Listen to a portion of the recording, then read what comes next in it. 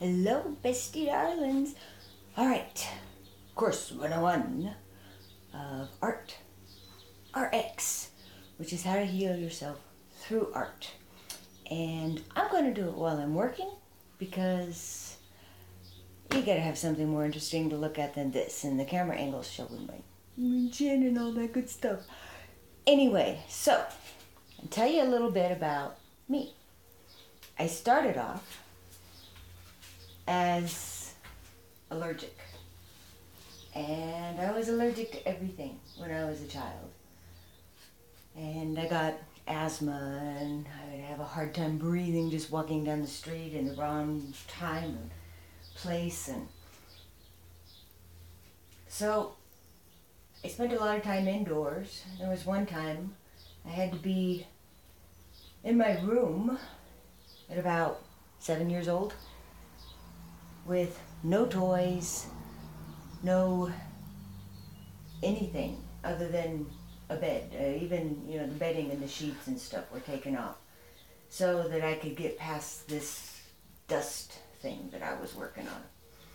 And so there was a lot of extra time, and something that I could do was a piece of paper or drawing or creating. And I mean, that wasn't the time when we had, TVs in our room. I'm 48 years old, so that was way back before all of this happened. I remember my first Atari 2400. And I got to make a pea out of peas, and it kind of slid around. Off the subject, I'm ADD, so I go a little wonky. So I was ill. I spent a lot of time indoors instead of being outdoors. I still went outdoors. It doesn't stop you when you have those issues. It just makes you come up with different options for the times when there need to be different options.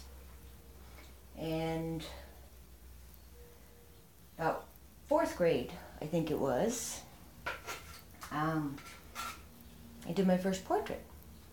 The teacher told me to create a portrait, Ponce de Leon, and I freaked out. I'm thinking, how in the world do I create a portrait that looks like this guy? I got a book, and I found his face in a black and white picture, and then I went home, and my mom had just been through some college courses on arts, and so she'd take a piece of paper and she showed me how to stroke the pencil across it to get an effect. And then I would do it on this big piece of paper I had. It was pretty big. And I came up with a realistic looking portrait. Now, why it never occurred to me to just draw a circle with a couple of eyes, give him a beard and a hat with horns, I don't know, but it didn't. So, arts and doing things with arts has always been part of and in my life, and it's come very natural, which is why I was thinking that, maybe some people who haven't done all of this but want to get the benefits of it might want to know how to look at art. And so that's what this course is about. I'm going to teach you how to look at art. I have been creating art since before I was 8 years old. And right now I'm really enjoying doing the sculptural and aesthetic things that I'm doing with a very heavy abstract flair and lots of dimension. I want people to have a lot to look at, to contemplate. And minimalist is out now. Minimalist is great because it can work too once you learn the techniques. And you spend your 5, 10, 15 minutes a day, you'd be amazed at what it does for you health-wise. Anyway, so I grew up, got a degree in graphic arts, computer graphic arts, and I went forward selling printing because I was kicking my husband out and I had 2 kids I had to support. And life does that. You got to make it work. So I did that, and kept creating. I did realism and surrealism and jewelry and beading and all sorts of stuff.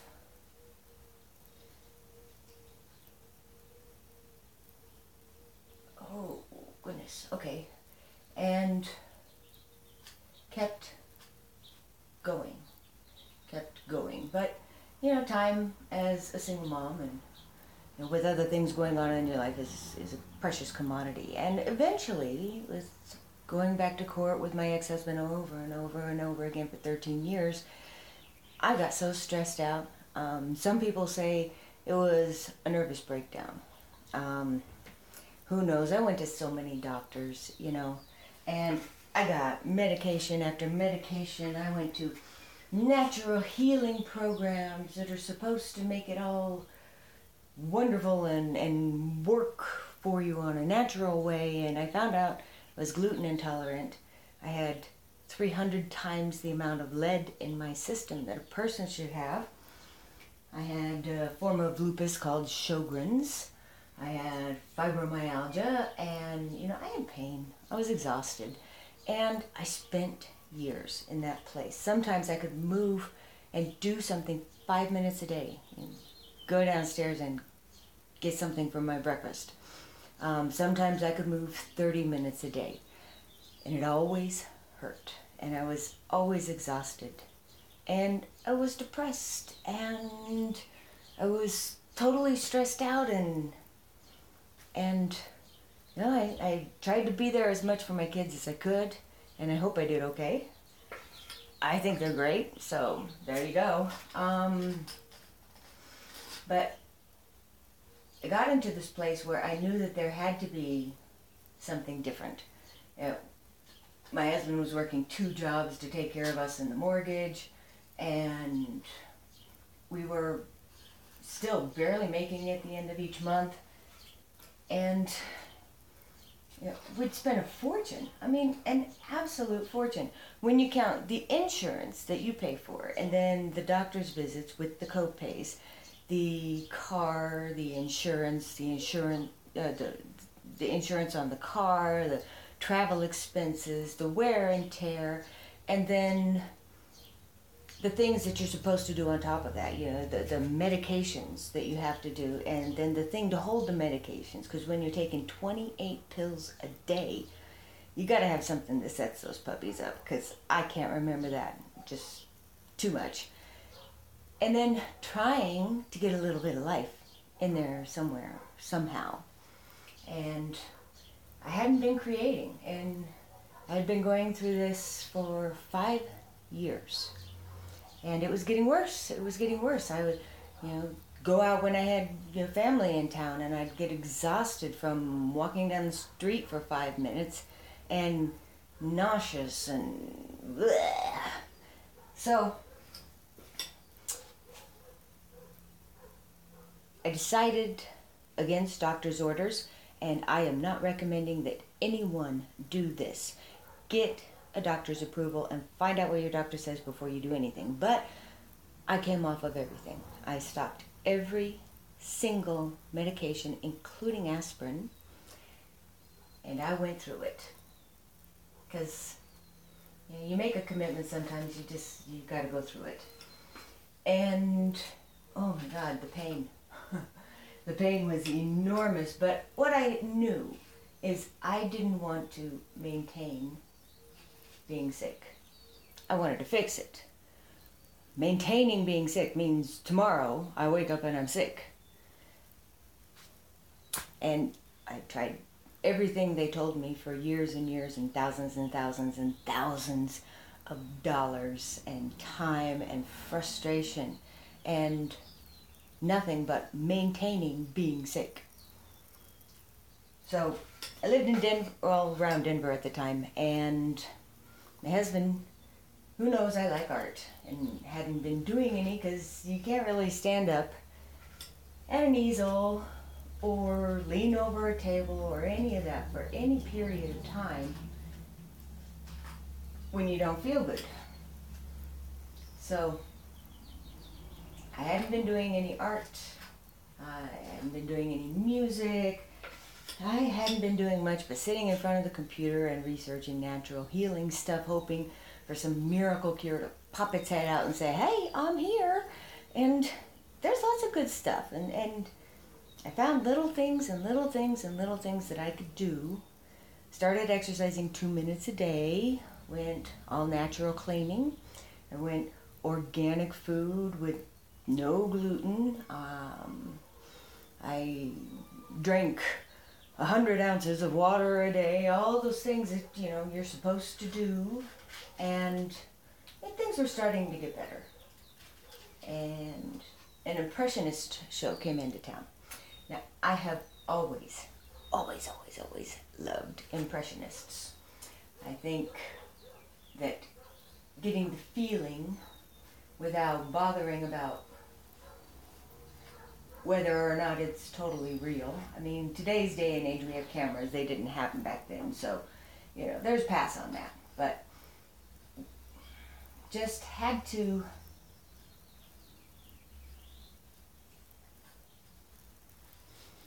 I had to go. I had to see it. I wanted to see a Monet. I wanted to see a Renoir. All of these things that I had had in coffee table books that I had loved to look at over the years. And I wanted to see them for real. And when I got there, I realized a couple things that were kind of cool. The first is, daily parts of the canvas completely empty. I had no idea they did that. I thought you had to cover every little inch and it all had to be totally perfect. You had to plan out every stroke, and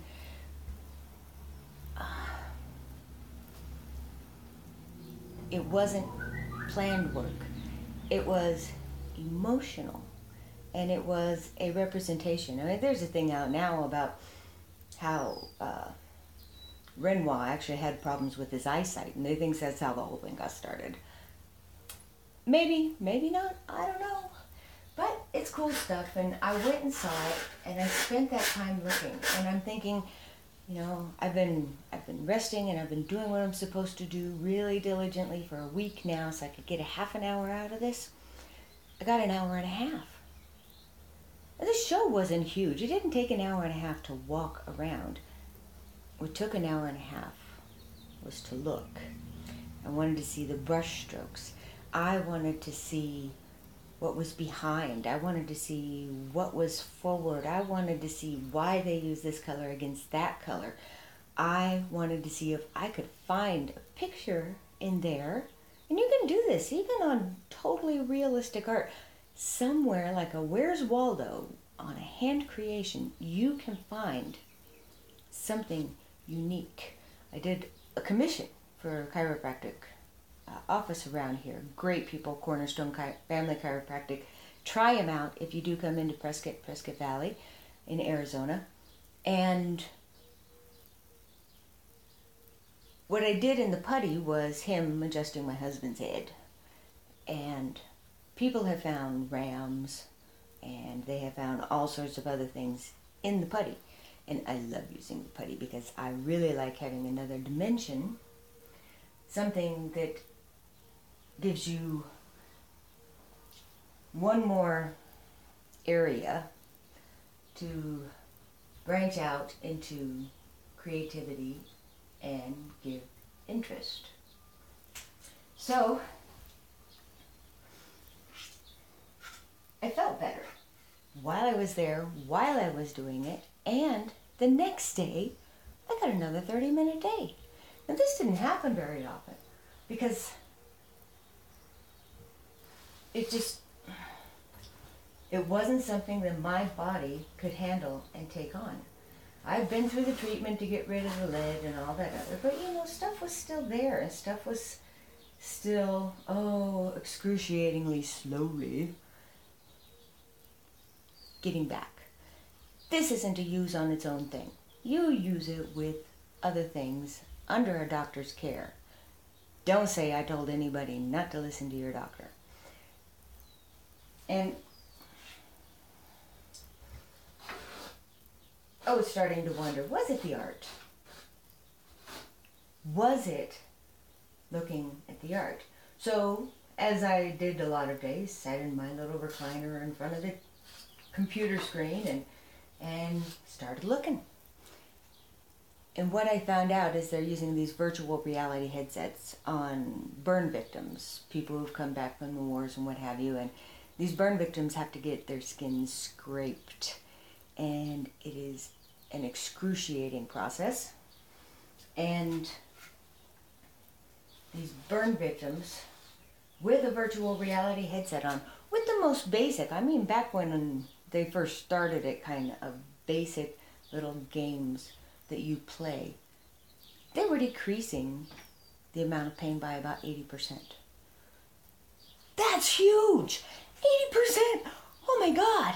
And I realized that what I had done in looking at that art had also decreased mine about 80%. But I'm not counting on electricity to look at art. I'm not counting on having a piece to look at art. I don't have to buy anything. I don't have to spend money on anything. I don't have to spend an extraordinary amount of time on anything, and it doesn't hurt to do it. So, I started wondering, would this work for stress? Would this work for other things that people have now been through this, medical roller coaster? Would it work for that? And it seems it does. It takes your brain into that right brain thing. And there, you are not able to focus on the pain as much. And you are not concentrating on it. Because I tell you, when you're in pain, it is really hard to take your mind off the fact you're in pain. It's there, and it's just jabbing, jabbing, jabbing, jabbing. So, I started doing it. This was part of my routine, my 2 minutes of exercise and 10 minutes of looking at art.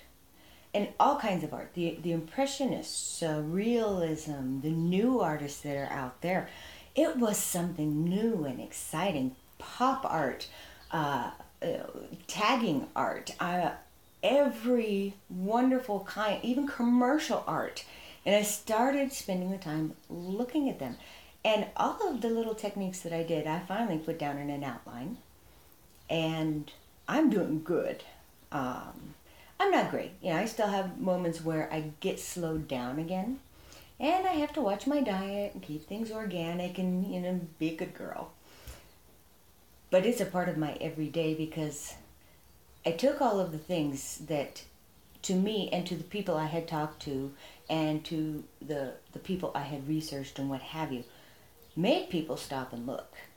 I used to hide things in surrealistic paintings because I thought that was really cool. I was excited about those alcohol and tobacco ads where they had hidden things in the glasses, in the ice, in the glasses, and little pictures, hamburgers and sexy women, and it's good, and all this other stuff, and I thought, oh, that is fun.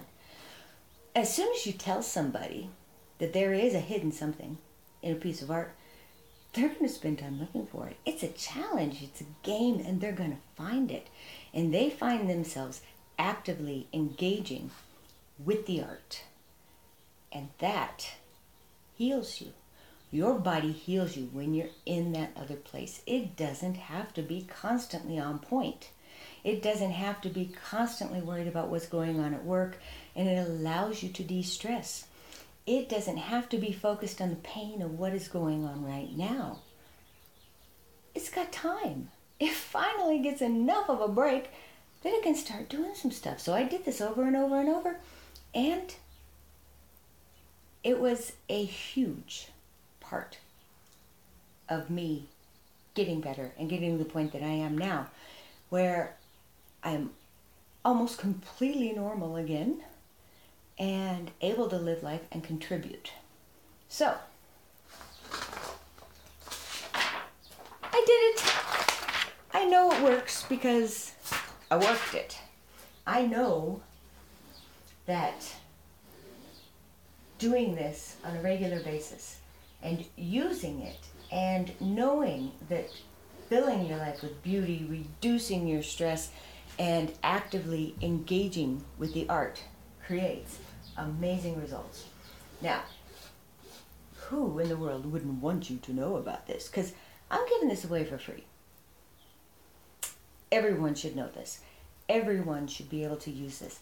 And I like my art. It's created for it with all the dimensions that I have found get people to enjoy and spend more time actively looking.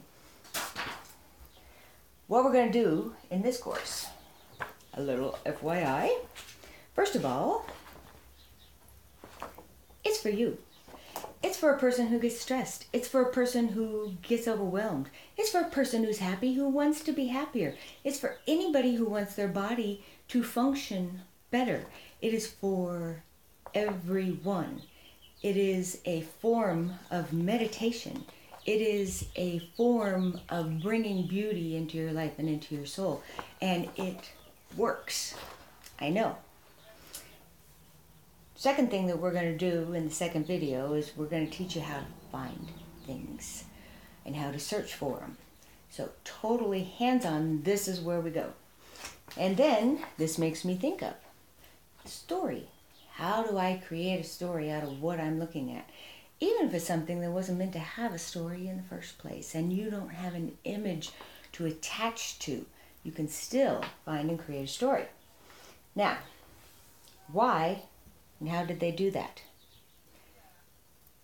Thinking about techniques and why they use these colors and which brush and which stroke, and was that this kind of painting or that kind of paint, and what did they do to protect it so it stayed around for hundreds of years, is going to stay around for hundreds of years, and let yourself get engaged in their process.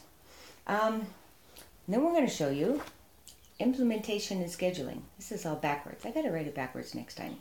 Implementation and scheduling, and the very last one will be stories of other people, not just me, who are able to use this and get a positive benefit out of it. And I'm going to highlight some other artists who I think that their work is also wonderfully created to work for this purpose, because it isn't all about me. I'm an artist. I'm selling my work at abstractanessa.com. I want you to go buy it because it would be a really nice confirmation for me, make me feel like I'm doing something cool. But that's not what this is about. This is about you learning to use this free, wonderful thing to be able to heal yourself and to talk to other people who are going through it. Everybody knows somebody who's going through something. And this can help. And it's free. Absolutely free. And who doesn't want you to know? The big pharma companies. That's backwards again. Why don't they want you to know? Because you will not be buying their drugs. And their drugs will not be interacting with other drugs that you also have to take, that you need to buy another drug for to be able to counteract the effects of the third or fourth drug. And it's a never-ending cycle. They're not looking for drugs that heal. That doesn't make them any money over the long run. What they're looking for is a drug that you have to take every day to maintain being sick. That's how they make their money. And I would love to have a much better viewpoint of them. And heaven knows there are some that people take that are very necessary, and that's prescribed by your doctor.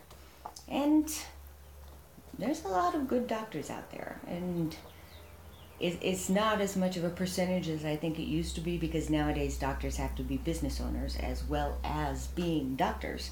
And so they can't just focus on being the best doctor ever. They have to be a business person to make it. And that sucks. It really does. I want a doctor that's totally focused on the best, most natural way to fix the problem, not maintain it. And they get kickbacks from all these companies. When you're running a business, okay, that's important to get a little bit of money here and there to keep things rolling.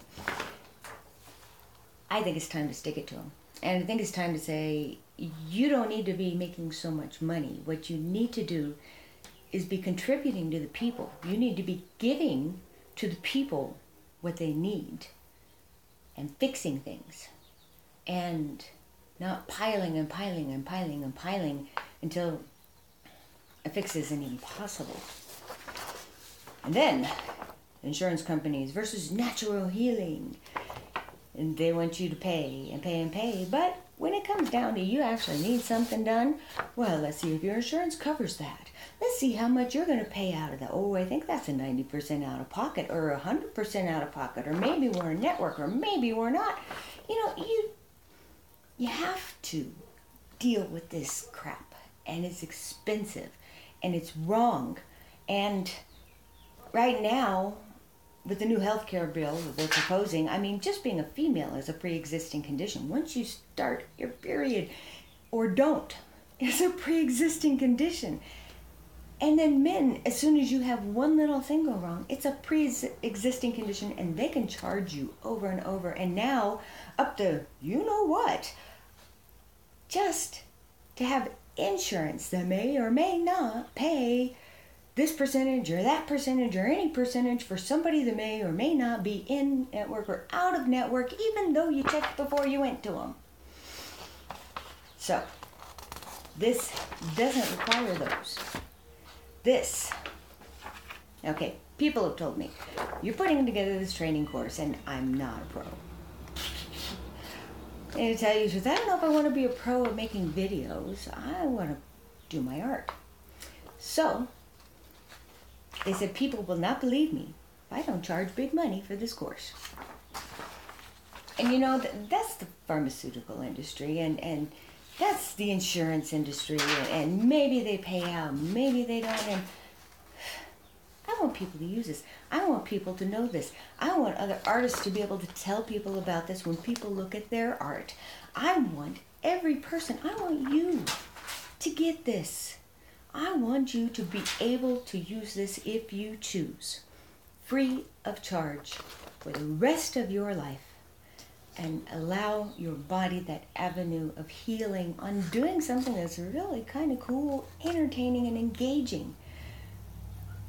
So, I'm not charging. I'm doing the whole course. I'm going to put it out on YouTube, on my social media, and I need your help. Help me let this go viral. Help me give this for free so I don't have to charge money, so people think that it actually has some worth and some value. What you do is share, repost, send. Let's go viral. Let's screw them all and all of their money and give people an avenue to start getting better without having to get paid, without anybody getting paid, without anybody getting hurt, and nobody being excluded. This is stuff you can find on your phone searching what's new in art. You can find on the TV set, watching a commercial during your Super Bowl. You can find art all over the place. Free art shows everywhere. Even if you're not buying, go, look, experience, engage. And I'm going to show you the different techniques next time when we get going. This is the wall putty part of the new painting that you saw as we were talking about. That's going to dry. I'm going to give it some sealing coats. We're going to work on this as we do the second course tomorrow. I like you. I love you, bestie darlings. So, join me again next time. Share, post, like, smiley face, and comment. This is for you. I want to know what you think. So, send me a comment. Let me know what's going on. Try it. Tell me if it worked. Tell me if it doesn't work. I'm not going to take it off because it didn't work for you.